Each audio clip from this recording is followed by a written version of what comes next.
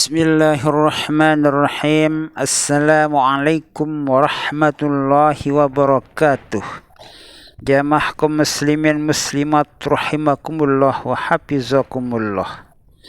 A'udzu billahi minasyaitonir rajim. Bismillahirrahmanirrahim. Wa may ya'mal su'an aw yazlim nafsahu summa yastaghfirillaha yajidillaha ghafurar rahima.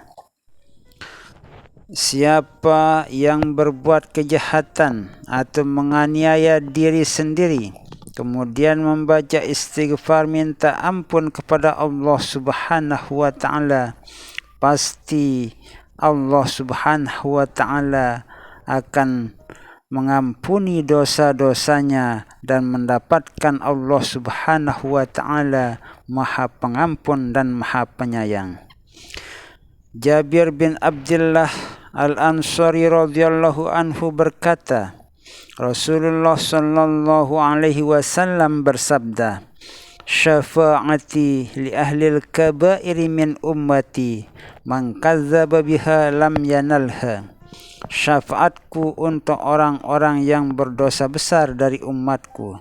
Siapa yang mendustakannya tidak akan mencapainya. Jabir radhiyallahu anhu berkata, orang yang tidak berdosa besar tidak pernah melakukan dosa besar sama sekali. Orang tersebut tidak membutuhkan yang namanya syafaat. Sebagaimana ayat yang menjelaskan tadi, karena orang tersebut sudah bersih dari dosa dan noda, sudah mendapatkan ampunan dari Allah Subhanahu wa ta'ala, maka orang-orang yang mempunyai dosalah yang membawa dosa ke akhirat, itulah yang selalu mengharapkan akan syafaat dan syafaat nanti di akhirat. Sebagaimana penjelasan Jabir radhiyallahu anhu tadi.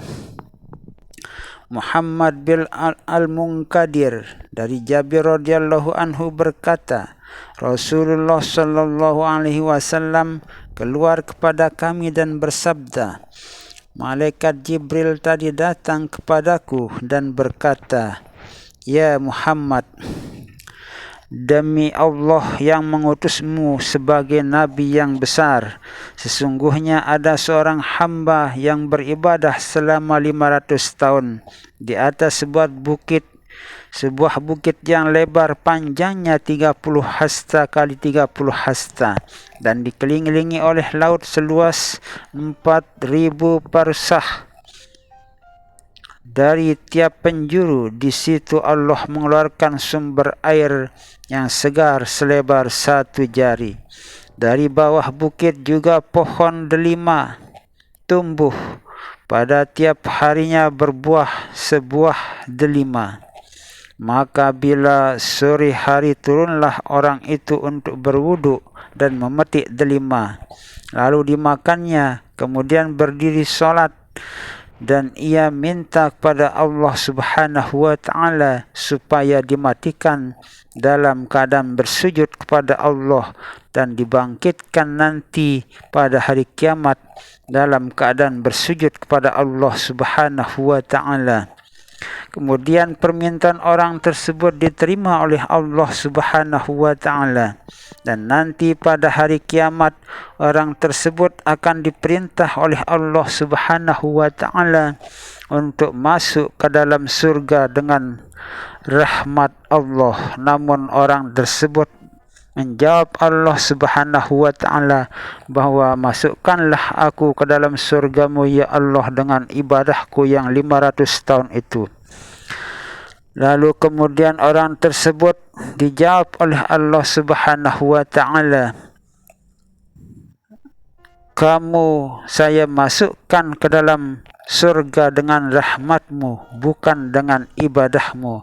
Karena kalau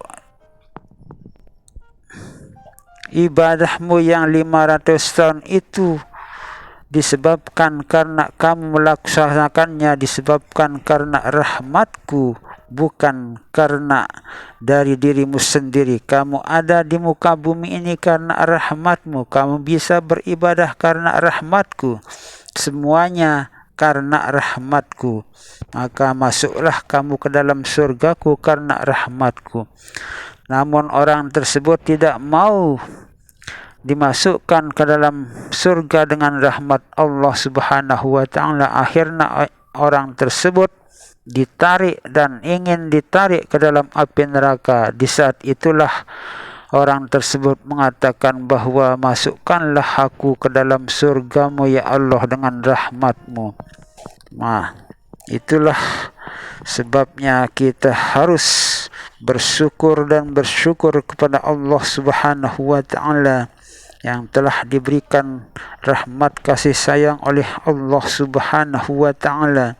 Kita bisa berjalan karena rahmat Allah, kita bisa melihat mendengar semuanya karena rahmat kasih sayang Allah Subhanahu wa taala, dan bahkan kita masuk nanti ke dalam surganya Allah karena rahmat Allah Subhanahu wa taala. Yassiru wa la tu'assiru wa basyiru wa la tunaffiru, sabda Rasulullah sallallahu alaihi wasallam. Permudahkanlah dan jangan mempersukar, gembirakanlah dan jangan menggusarkan. Ibnu Mas'ud radhiyallahu anhu berkata, rahmat akan berlimpah-limpah pada manusia di hari kiamat sehingga iblis mengangkat kepalanya ingin mendapatkannya.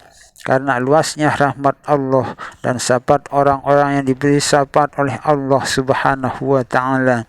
Semoga kita semua mendapatkan syafaat dan ampunan dari Allah Subhanahu wa taala dunia maupun akhirah, dan mendapatkan surga serta ridha Allah Subhanahu wa taala fid dunya wal akhirah. Amin amin amin amin. Wallahu a'lam bishawab. Wallahu a'lam bishawab. Wallahu a'lam bishawab. Wassalamualaikum warahmatullahi wabarakatuh.